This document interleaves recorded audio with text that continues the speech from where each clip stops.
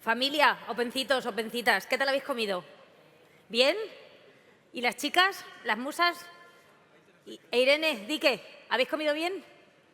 Yo creo que están todavía rumiando, están ahí a lo suyo. Pero seguro que sí, qué bonitas te han quedado, Javier, de verdad.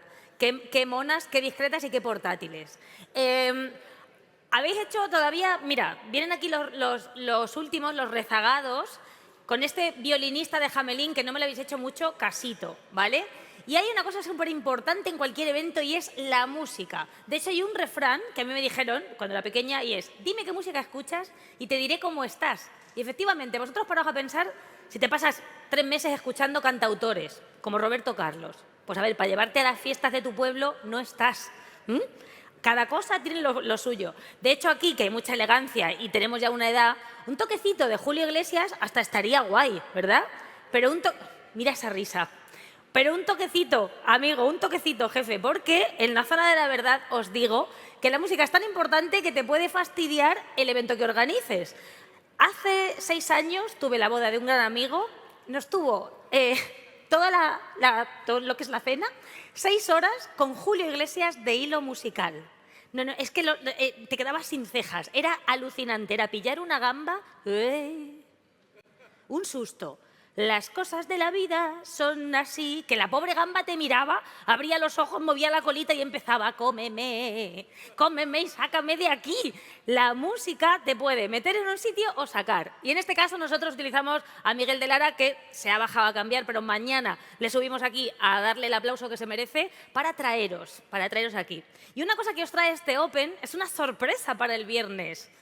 ¿Sabéis? Que a lo mejor no, que tenéis una carrera. Momento runner, el arbitration runner. ¿Quién lo sabía? Que me levante la manita. Venga, que tenemos que empezar, pero esto es para animaros a inscribiros. ¿Solo tú? 2, 3. No me lo puedo creer. ¿El resto no sabíais que el viernes 9, o sea, pasado mañana, a las 8:30 de la mañana, desde la Puerta de Alcalá, tenéis una carrera? Además, es que para que vayáis sin traje. Esa es la única cosa, que a lo mejor, como sois tan elegantes, queréis correr con zapato. No se debe.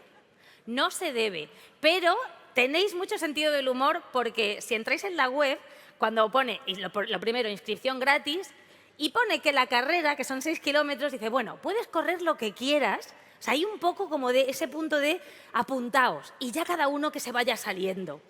Apuntaos, empezáis la carrera y esto va a acabar en una cafetería.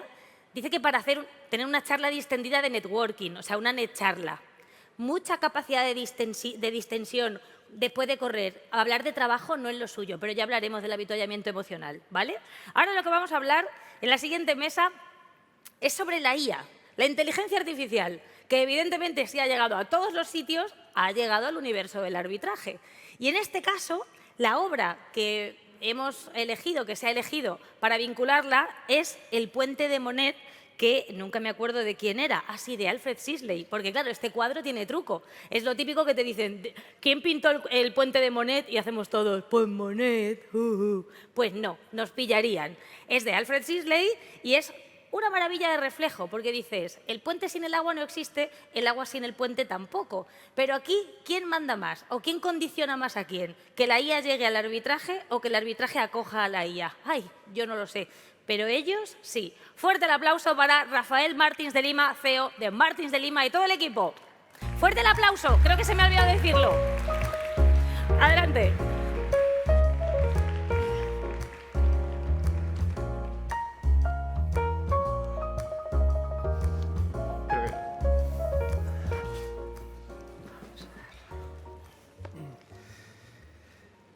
Bueno, buenas tardes a todos.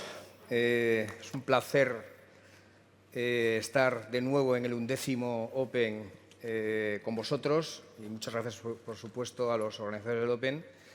Efectivamente, el cuadro elegido es El puente de Monet, de Alfred Sisley. Y la razón es que yo hice mi MBA en Fontainebleau, en INSEAD, y Morales-sur-Loing, donde está este pueblo, que es una maravilla de pueblo, pues está al lado.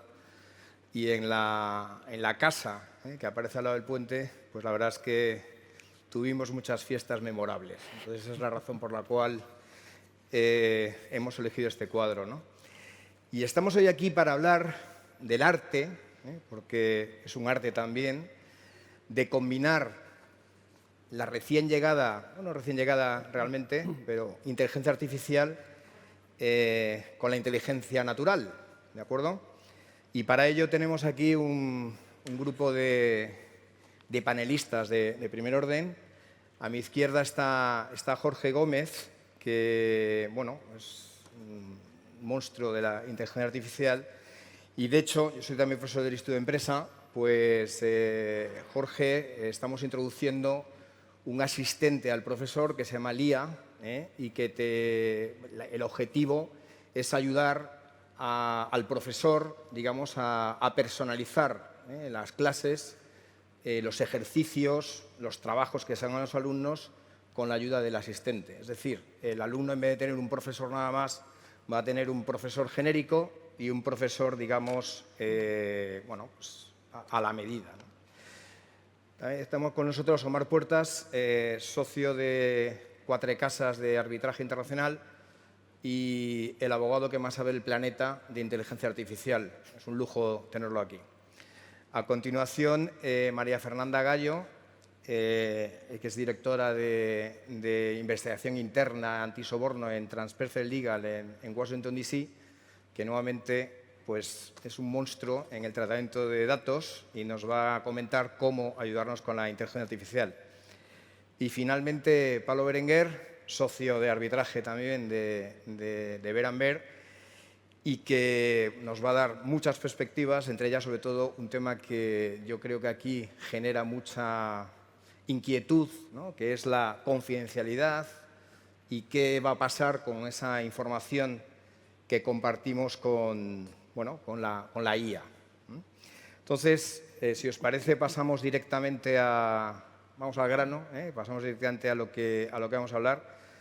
Y empiezo con Omar. ¿Cómo crees tú que la inteligencia artificial está transformando nuestros procesos mentales y especialmente el enfoque en el razonamiento jurídico? Muy bien.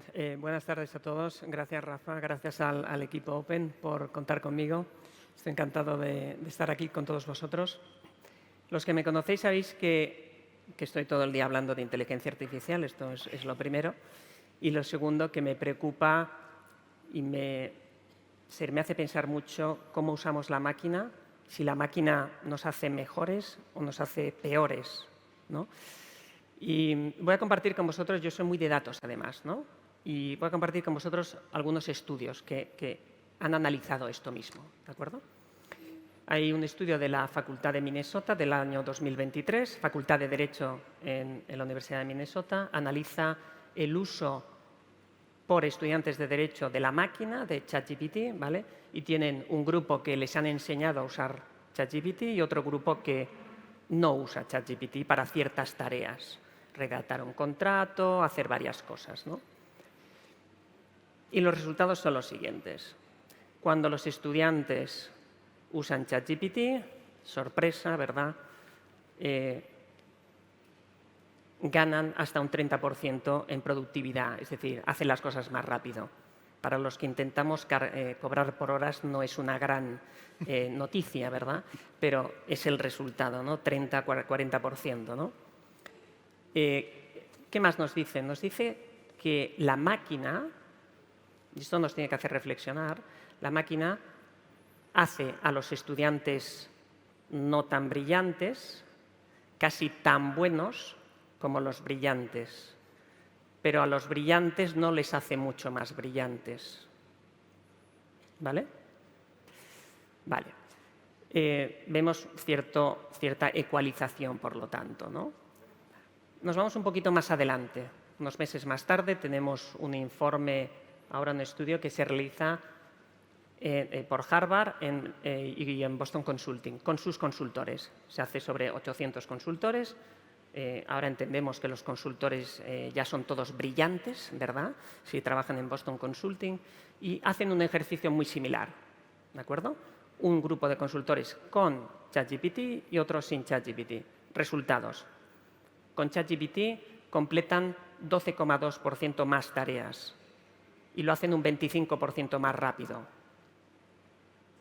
Fijaros, he dicho 12,2% más tareas y un 25% más rápido, que no 25% más tareas. ¿Por qué? Porque hacen las tareas que hacen más, pero también con más profundidad. A los asociados juniors les hace un 43% mejores en calidad. Y a los seniors, a los que tenemos canas, un 17%, que no está mal. ¿De acuerdo? Fijaros, 43% mejor. ¿Quién no quiere asociados juniors un 43% mejor? ¿Vale? Esto hablando con un tecnólogo, el tecnólogo que tiende a intentar molestarme, me decía, no me sorprende, Omar. Dice, porque lo que vosotros llamáis experiencia, nosotros llamamos predicción de datos. ¿Vale? Pensemos en esto, por un segundo. Tenemos un estudio posterior del Economist de este año que analiza todos esos estudios y se pregunta, ¿la inteligencia artificial va a crear más desigualdad o menos? Y la conclusión es que la inteligencia artificial, como otras tecnologías en el pasado, crean más desigualdad. ¿Por qué? Porque aquellos que son cognitivamente superiores, es decir, listos, ¿vale?, y saben usar muy bien la máquina les lleva a un lugar que los demás no pueden alcanzar. Y de ahí vienen las inversiones trillonarias que estamos viendo. ¿Vale? Vale. ¿Y todo eso cómo nos afecta a nosotros, ¿no? En la forma en la que tenemos, cómo pensamos. Esto lo analiza Microsoft. Y Microsoft hace un mega estudio y lo publica hace apenas un mes. En nuestro tipo de trabajo, en abogados, en economistas, en banqueros de inversión. Y el resultado es el siguiente. Dice, la máquina transforma nuestro proceso cognitivo, lo cambia radicalmente. ¿Y cómo lo cambia? Dice, hay dos tipos de usuarios. Los que se fían mucho de la máquina, que debo ser yo, ¿vale? Y este tipo de usuarios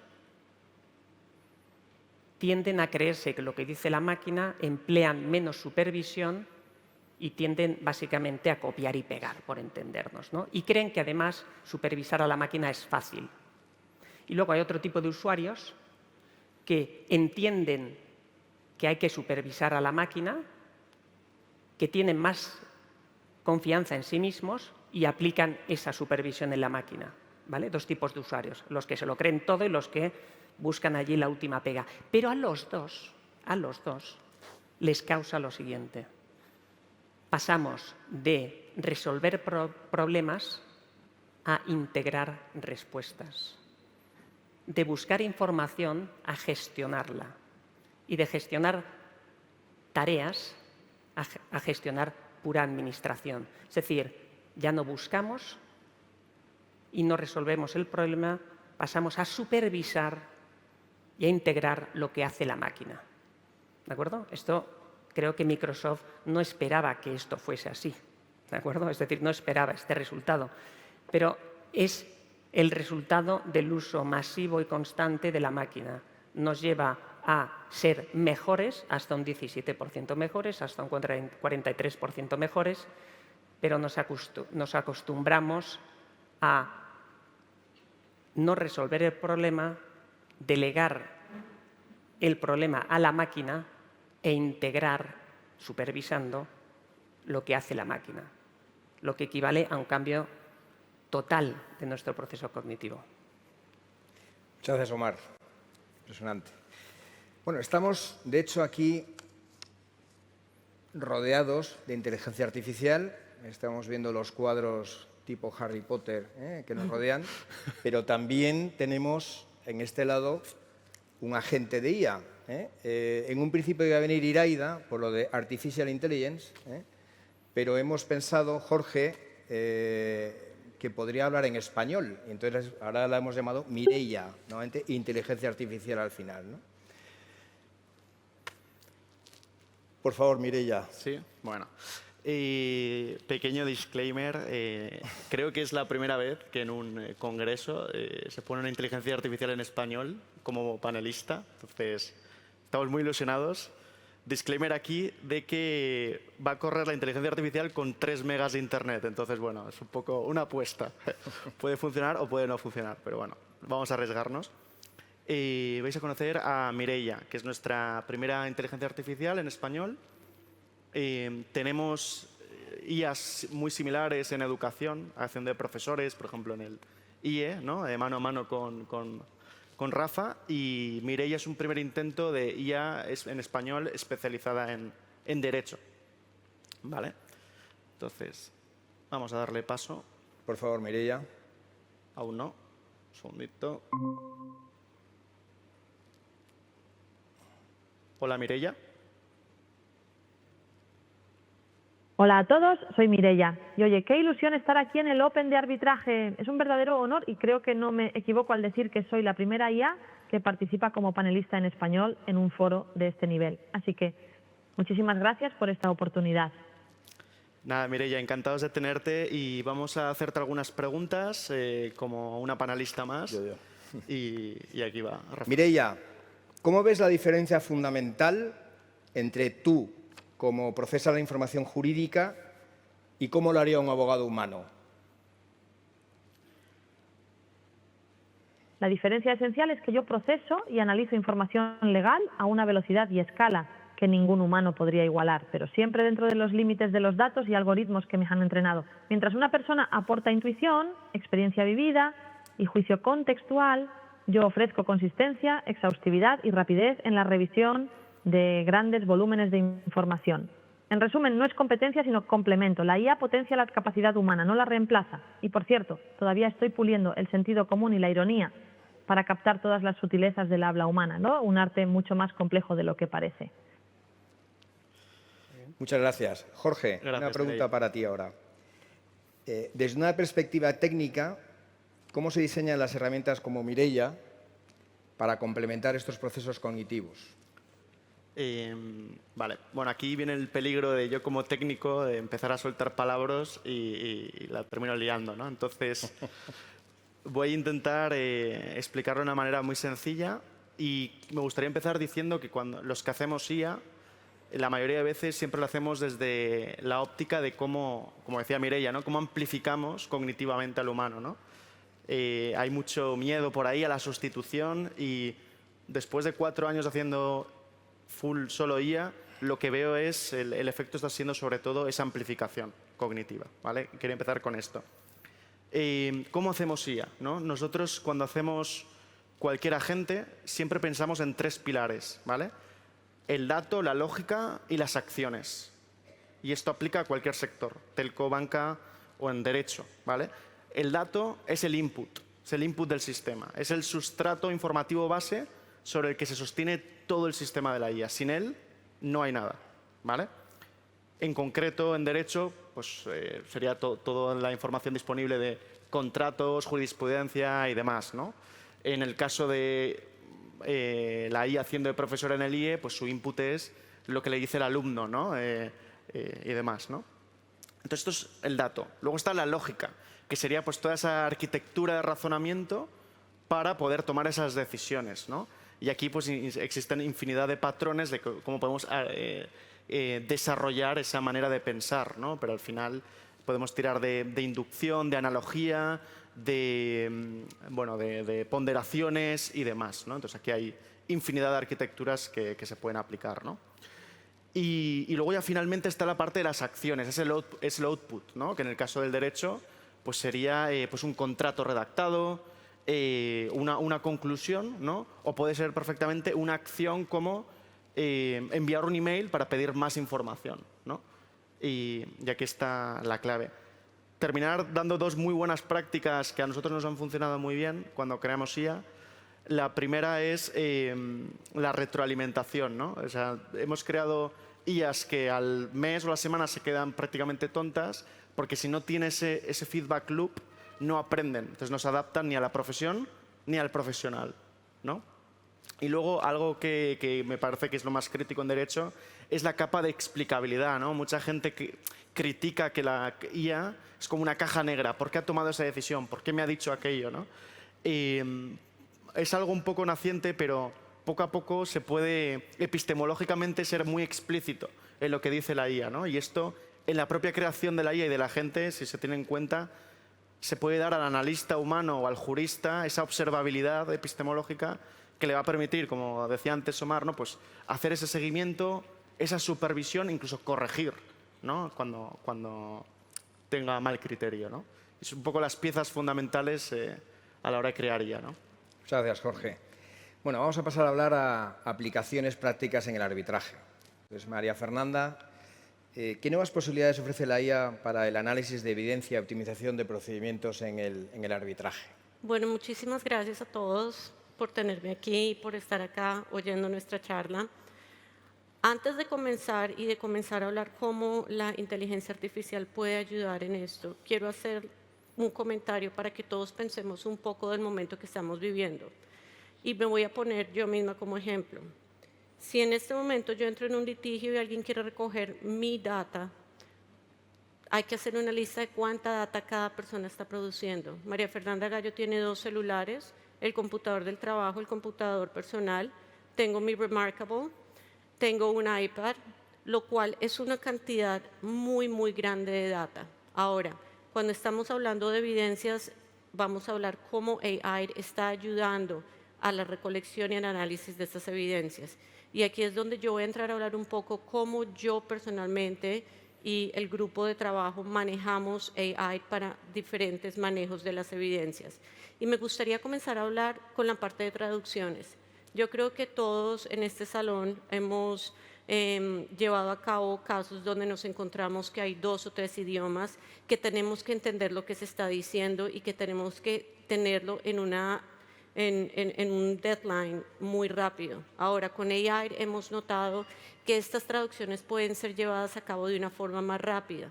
Ahora, en AI hay muchas clases de AI y muchas veces no queremos solamente una traducción, no queremos una palabra por palabra, queremos es una localización. ¿Esto qué significa? Hay casos en los que podemos llevar en una sola región donde queremos entender que una ciudad tiene un dialecto diferente a otra ciudad, pero queremos entender qué es la lingüística que se está utilizando, cuál es el real significado de estas palabras. Esta es una de las cuestiones que hemos visto mucho con AI que ayudan. Obviamente, y es lo que yo siempre digo, uno puede entregar esta información a AI, pero uno tiene que ser cauteloso como abogado. Tiene que saber hasta dónde yo quiero confiar y quiero revisarlo después, pero ya sabemos que tenemos el alcance de poder llevar una revisión mucho más grande y mucho más rápida. Otra parte que nosotros y que yo utilizo mucho, sobre todo con el AI, y yo creo que en este cuarto todos la hemos utilizado de una o de otra forma, es el análisis de nuestra data. AI está ayudando a llevar un análisis de esta data de una forma muchísimo más rápida. Llegan momentos en que le podemos entregar nuestra data a la aplicación con la que estemos trabajando y la data en un primer momento puede ayudar con algo que yo llamo mucho los clusters. ¿Qué son los clusters? Si tengo una bolsa muy grande llena de colores, toda la data que hemos recogido, AI puede llegar en cuestión de minutos y hacerme una división completa de toda esta data, de poner todos esos colores en partes diferentes y ayudarme a ir directamente al color que yo quiero. Esto es otra cuestión que podemos hacer con AI. Tener el mapa de lo que estamos viendo. ¿Cuántas veces hemos comenzado una investigación o el manejo de evidencias donde realmente no sabemos de todo lo que hemos recogido por dónde comenzar? Una de las características que vemos ahora es tener ese análisis de la data donde yo puedo organizar, quiero ver los emails de esta persona con esta otra persona. Esa es una forma de hacer el mapa de mi data y eso es algo que me puede dar AI. Ahora, en cuestión de revisión de documentos o lo que llamamos en Estados Unidos e-discovery, cuando vamos a hacer una revisión masiva y tenemos una cantidad de data que vamos a necesitar un grupo gigante de personas y de abogados para revisarlo. En este momento hay aplicaciones donde podemos generar esta revisión de una forma muy rápida.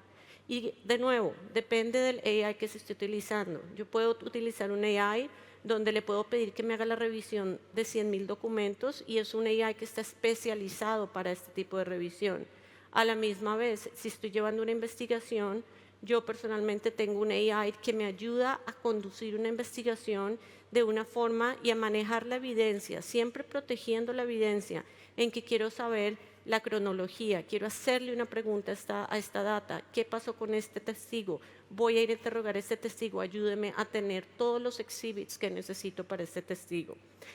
En general, estas son las formas en que puedo muy rápidamente mencionar. Hay muchísimas más formas, pero es algo que todos tenemos que comenzar a familiarizarnos, a no tener miedo en utilizarlo y a poder saber hasta dónde yo voy a dejar que la máquina o que AI me maneje la información y dónde yo voy a tener poder de esa información. Muchas gracias, María Fernanda. Omar, pregunta para abogados. ¿Cómo afecta esto a la forma en que los abogados preparan y presentan sus casos? Bueno, yo creo que transforma totalmente, ¿no?, lo que hacemos.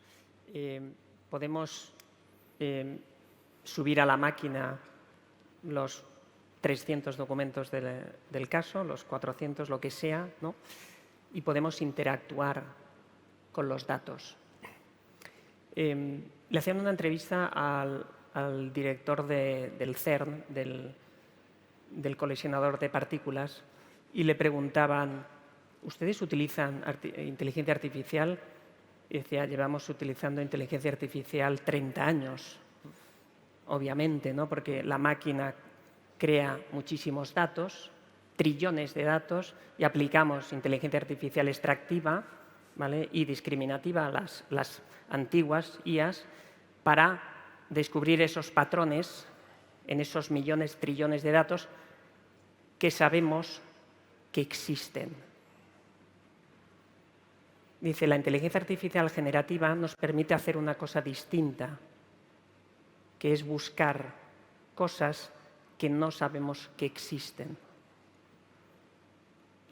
¿Me seguís? Estos son los datos.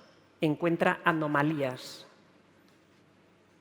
La máquina entiende los patrones mejor que nosotros, porque es una calculadora de patrones. Y ahora lo que permite es encontrar cosas que el científico no sabe que existen o que podrían existir. Es decir, te permite preguntar lo que no sabes que no sabes. Y esto lo cambia todo. Muchas gracias, Omar. Pablo, la pregunta del millón.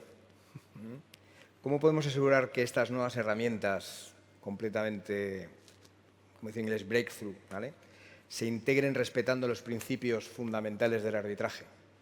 Muchas gracias, Rafa. Muchísimas gracias también a Javier, a Sonia, a todo el equipo. Esta pregunta no tiene una respuesta breve ni fácil, pero la vamos a intentar abordar. Ya de muchas de las cosas que se han dicho, yo creo que ya se deducen algunos de los retos. Probablemente hay dos enfoques que no nos ayuden demasiado. Yo creo que un enfoque que quizá no ayude sea el puramente ver los riesgos, poner el foco en los riesgos y en los problemas e intentar poner puertas a un campo que no creo que se le puedan poner puertas. El otro enfoque que creo que tampoco es el más adecuado, en mi opinión, es ser ingenuos respecto de la existencia de verdaderos retos de esta tecnología, porque es verdad que no es una tecnología más y es verdad que introduce factores que probablemente nos van a obligar a cambiar y quizá profundamente la forma en que hacemos las cosas, respetando, en el caso del arbitraje, los principios esenciales del arbitraje. Y básicamente los principios esenciales del arbitraje sabemos cuáles son, no voy a dar un repaso de todos los posibles retos, pero quizás sí los que tienen más que ver con el núcleo de la cuestión, dejamos la confidencialidad para luego si nos da tiempo, pero con el núcleo de lo que es el due process, la igualdad de armas, el principio de contradicción, que debemos seguir respetando lógicamente en el arbitraje y que sin embargo es verdad que el uso de la inteligencia artificial por las partes, por los expertos y especialmente quizá por los árbitros, sin dejar a las instituciones de lado, sí plantea retos y sí nos obliga a pensar y a modificar algunas de la forma en que quizá hacemos las cosas y sobre todo ver cómo las podemos hacer para que estos principios sacrosantos sigan en vigor y sean realmente garantizados, ¿no? Por ejemplo, respecto del due process, es evidente que la máquina puede acceder a fuentes de hecho, de pruebas jurídicas ajenas al procedimiento arbitral. si interactuamos con la máquina de la forma en que estabais describiendo hace un momento, inevitablemente la máquina al menos va a tener la posibilidad de hacerlo. Obviamente, el árbitro que esté utilizando la máquina no puede acudir a estas fuentes externas, o al menos no sin someterlas a la contradicción de las partes. Pero la dificultad no estriba en esto, que es muy obvio. La dificultad estriba en cuando esto puede ocurrir de manera implícita o incluso inadvertida para quien está usando la máquina. Es muy posible que la máquina esté utilizando fuentes ajenas al arbitraje sin que nadie sepa que lo está haciendo, ni siquiera quien lo está utilizando, y que eso condicione el análisis, condicione en última instancia la decisión que va a tomar el árbitro sobre una cuestión concreta o incluso en el laudo final sobre la resolución del caso, ¿no?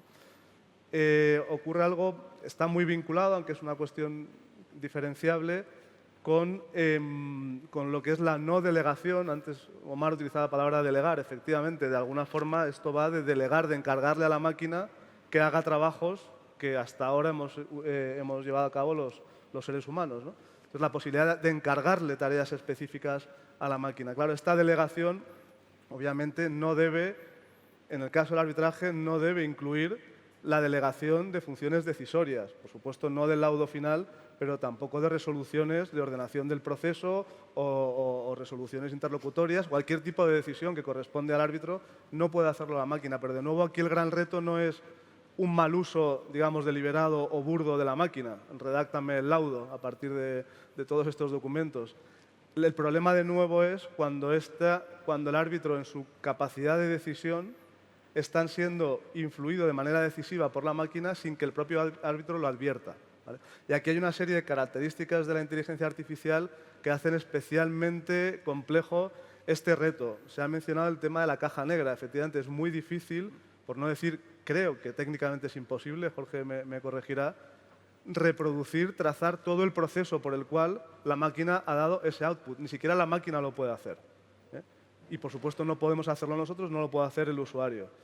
Está, digamos, el carácter no determinista de muchas de estas versiones, de muchos de estos tipos de IA, que hace que a la misma pregunta la máquina no ofrezca siempre automáticamente la misma respuesta, ¿eh? Tiene que ver también con lo que decíamos antes. Está el tema famoso de las alucinaciones. O sea, la máquina está diseñada, al menos a día de hoy, que yo sepa, para dar una respuesta siempre, tanto cuando tiene la información como cuando no la tiene, o como cuando tiene información muy parcial o muy poco sólida. Y la máquina va a dar una respuesta, y va a tender a una respuesta, además, muy bien elaborada, muy plausible y muy difícil de detectar dónde está el error o la falta de fuente de dónde ha dado, cómo ha conseguido la máquina dar ese output. Entonces, aquí es esencial la responsabilidad. Estoy pensando sobre todo en el árbitro, pero esto en gran medida vale para las partes, vale para los expertos, vale para los abogados. Estoy pensando especialmente en el árbitro. Es fundamental, es esencial que bajo su responsabilidad, también responsabilidad civil, el árbitro se asegure en todo lo posible, que no va a ser 100%, que solo está utilizando la máquina de tal forma que el árbitro está revisando el caso al 100%, está revisando todos los argumentos, todos los elementos, todos los documentos, y se está haciendo realmente responsable y realmente autor de la decisión que toma, no solo formalmente, sino también materialmente. Una vez en un evento de estos que hicimos en el despacho sobre este mismo tema, inteligencia artificial y arbitraje, una persona que participaba dijo una idea muy sencilla. Ella pidió perdón por decir que era una chorrada lo que iba a decir, y en cierto sentido lo era, pero que a mí me abrió los ojos, me hizo entender todo esto mucho mejor. Decía esta persona, mirad, cuando acabemos esta charla nos vamos a ir todos a casa por donde diga Google Maps. Formalmente estamos tomando nosotros la decisión. Por supuesto, podemos no hacer caso a Google Maps, pero de hecho el 98% de las decisiones que vamos a tomar todos los presentes aquí, materialmente hablando, la habrá tomado Google Maps. Esto es lo que tenemos que evitar en la medida de lo posible, y en la medida posible no es al 100%, en el uso de la inteligencia artificial en el arbitraje. Habría otros principios, pero bueno, me callo aquí. Es que es apasionante, Pablo, la verdad. Sí. Muchas gracias. Pues si os parece, ahora vamos a preguntárselo a Mireia, a ver qué... La desmuteo. A ver qué nos dice, ¿no? A ver, Mireia, ¿en qué situaciones concretas consideras que tu intervención podría cambiar radicalmente el resultado de un análisis arbitral. Espérate, Rafa, un segundo, que se me ha caído Mireia. Joder. Ya la tenemos. ¿Está? Mireia, ¿en qué situaciones... ¿no? Se me ha caído, creo que ¿Se ha por caído? internet. Bueno, pues Nos lo continuamos saltamos. entonces. Es que internet aquí no... Hay mucho... Soy ingeniero, hay mucho muro, pero bueno. Bueno, vamos a continuar entonces. Omar, vamos a hablar del tema de... Enlazando un poco lo que estabas comentando tú, Pablo, de temas de desafíos y consideraciones éticas. Hablando de desafíos, ¿qué desafíos ves para la profesión del abogado? Pues se lo he preguntado a la inteligencia artificial. He tenido una conversación interesante y yo que doy clases de prompting, pues sé sacarle lo mejor a la máquina, ¿no? Y la máquina me ha dicho lo siguiente, que me ha sorprendido, ¿eh? Le he dicho, ¿cuál es el futuro de los abogados, ¿no? En un mundo en el que la IA tiene una capacidad de computación inigualable, la capacidad de análisis de la máquina se duplica cada 7 meses. Cada 7 meses, ¿eh? Y me ha dicho lo siguiente, dice, el futuro del abogado es desaprender. Le he dicho, ¿cómo que desaprender? Dice, sí, dice, fíjate, dice, la máquina tiene mayor nivel de computación que el humano, genera más predicciones, mejor predicciones. La máquina es una calculadora, como hemos visto, probabilística, ¿verdad? Dice, por lo que la máquina va a saber tanto o más que tú de cualquier cosa en la que tú seas especialista. Pero solo sabe eso y solo hace eso. Dice, la máquina, dice la máquina, dice, yo soy el qué y tú, el humano, eres el por qué. ¿Vale? Y desde ese punto de vista, tú, humano, me dice, debes tener una visión generalista, debes ser renacentista, no debes ser tan hiperespecialista, debes tener una visión más general para saber el por qué y el qué ya lo haré yo. Más o menos me ha dicho esto. Lo que es impresionante es que se lo ha dicho la máquina. Me lo ha dicho la máquina. Esta elaboración la ha hecho la máquina. Pablo, ¿cuáles son las principales consideraciones de privacidad y confidencialidad, tema fundamental en la aplicación de la IA al arbitraje? Sí, este es uno de los puntos críticos que yo creo que nos preocupan a todos y nos preocupan con razón, ¿no? Sabemos que la máquina, que también se ha dicho, funciona gracias a que ha sido entrenada con datos y evoluciona y se mantiene viva, ¿no? No sé si ha sido Jorge que has dicho, si no se te muere, se mantiene viva a base de seguir alimentándola y entrenándola con datos, ¿no?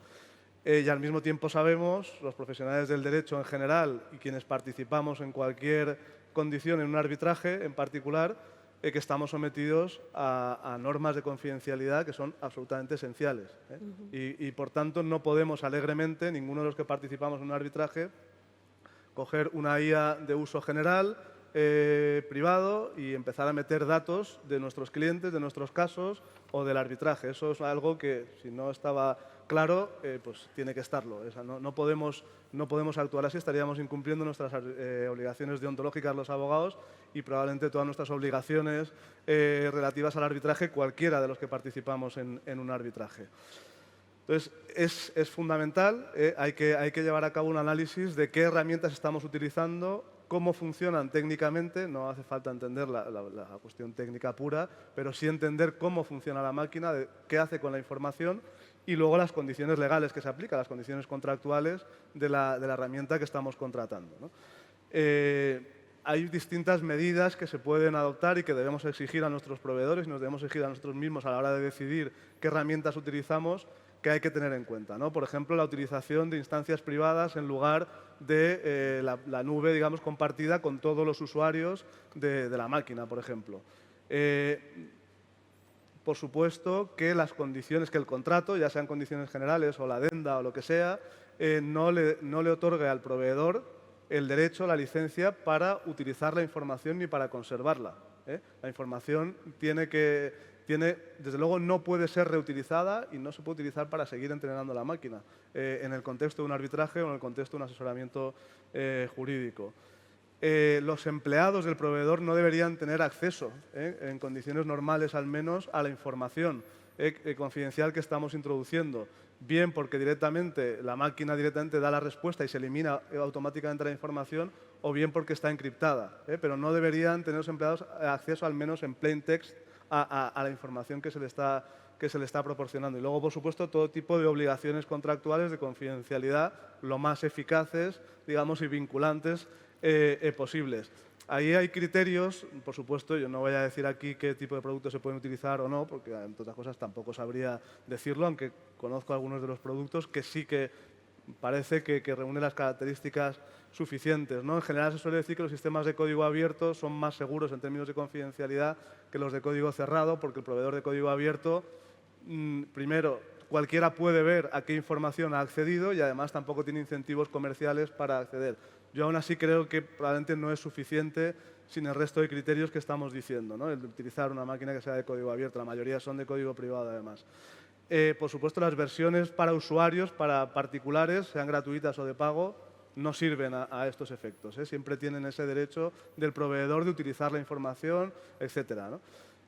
Incluso las versiones de uso empresarial, las versiones Enterprise, en muchos casos tampoco serían suficientes. Pueden ser suficientes a efectos de protección de datos de carácter personal, porque tendrán su DPA, tendrán su tal. A efectos de compliance de datos personal sí, pero a efectos de protección de secretos empresariales o información confidencial pueden no ser suficientes porque estamos cediendo esa información al proveedor o a terceros, ¿no?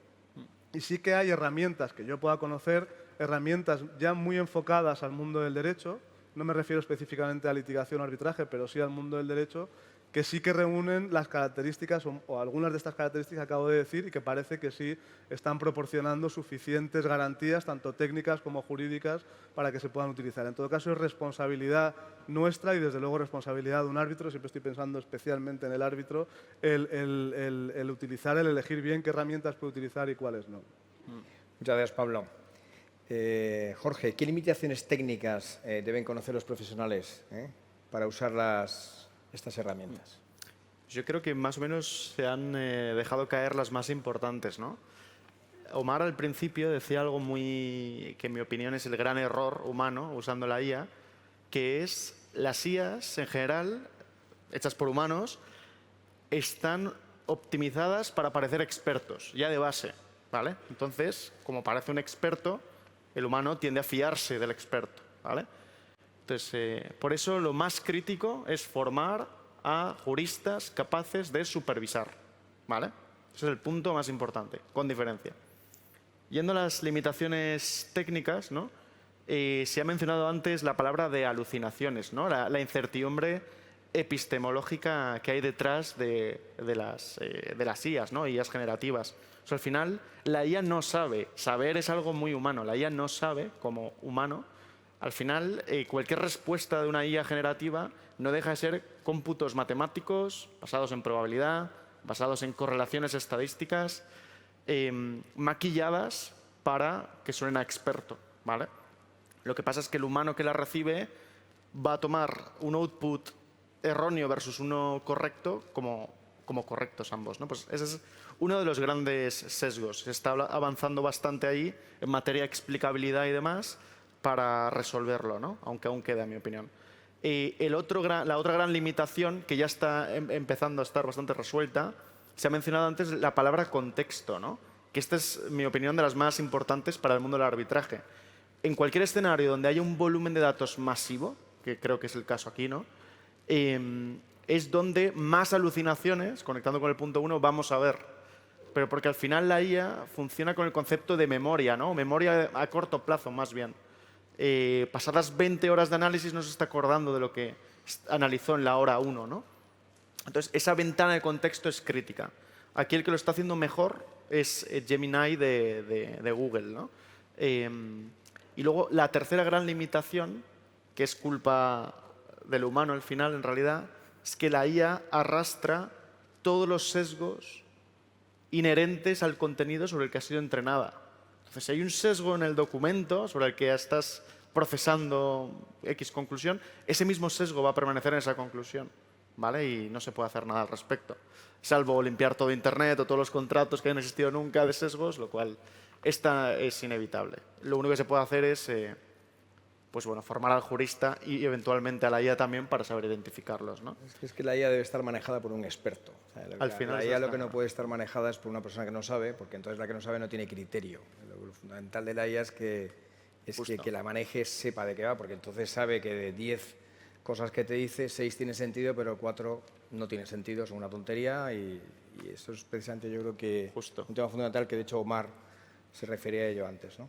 Bueno, María Fernanda, para terminar, desde tu experiencia manejando datos sensibles en investigaciones complejas, ¿qué protocolo recomiendas implementar cuando se utiliza la IA para analizar documentación confidencial?